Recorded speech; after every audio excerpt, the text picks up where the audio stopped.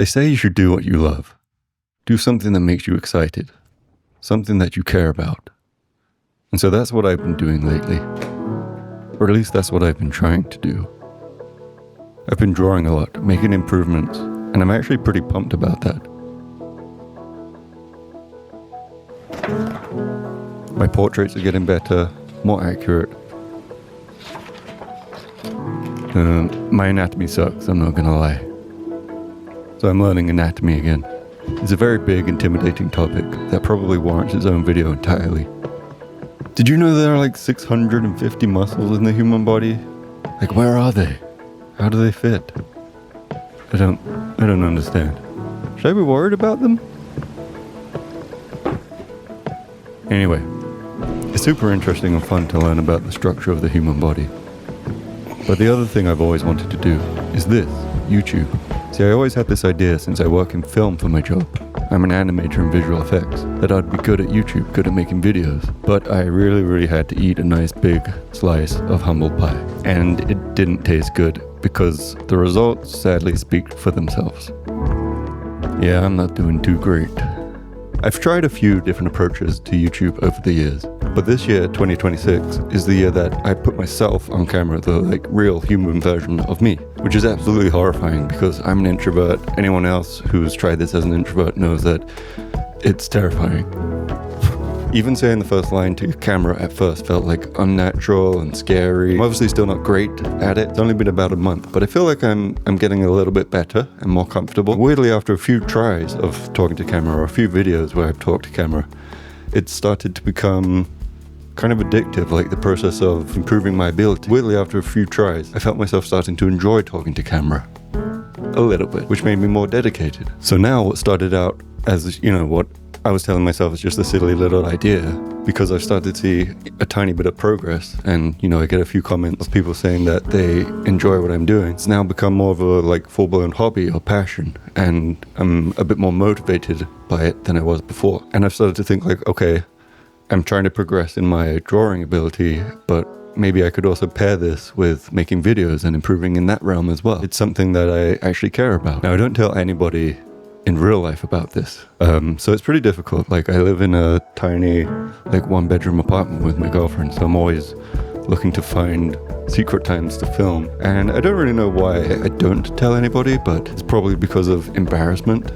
I'm worried that if I do tell somebody, they're gonna ask me why. Why do you want to do this? Do you want to be rich? Do you want to be famous? And it's really not about that for me. It's more about I want to have an honest documentation of my practice and improvement, and I think if I can stick to it and I can get better, it'll be really cool to be able to look back on it one day and say look how far I've come from here and now I'm over there, like I do when I work on the movies. The movies that I work on document a time in my life, and when I see those movies I'm reminded of how it felt back when I was working on them, and now I'm doing it for 10 years. That's a pretty valuable thing, so I can actually create that for myself with YouTube. But unfortunately, because I'm now becoming a little bit more invested in the outcome, I want to make these really good movies, and I'm never really satisfied with the stuff that I'm putting out. I want to make great movies, but I'm just not there yet. I don't have all the gear, I don't have fancy lights, I don't have a fancy camera. I have my phone that I'm using now, and I have an old camera that I used for the intro of this video. I think when you start something new, and you start to see a little bit of progress, you can become very invested in the outcome of that thing because you always want to be moving forward. This has been the case for my last 3 videos for sure.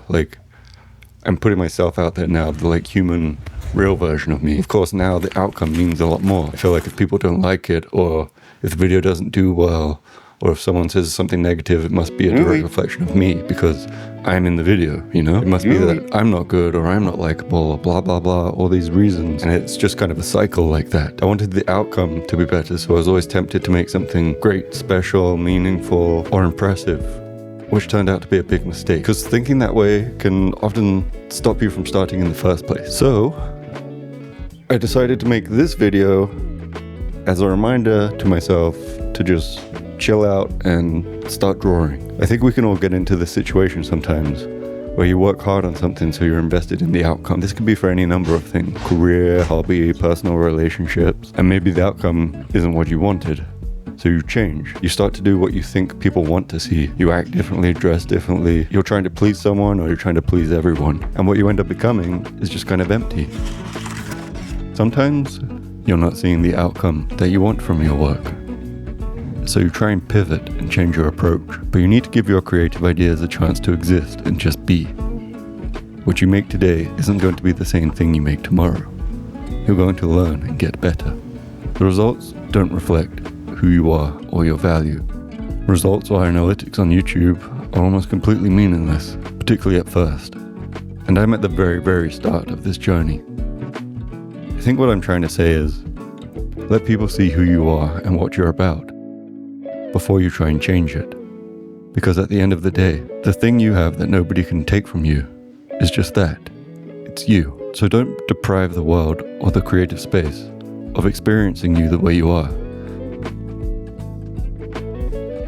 So now, going forward, I think when I find myself creating something with the wrong intention, or if I feel like I'm trying to do something in order to make somebody click on my video, I just have to take a second and remind myself, why am I doing this? Like, what's my purpose? What is this authentic? And do I feel like this is an authentic, honest piece? Like, is this me? Is this what I want to be doing right now? Because at the end of the day, that's all I have, and that's all I can offer or give to anybody. So in the spirit of that mentality, I'm just gonna draw.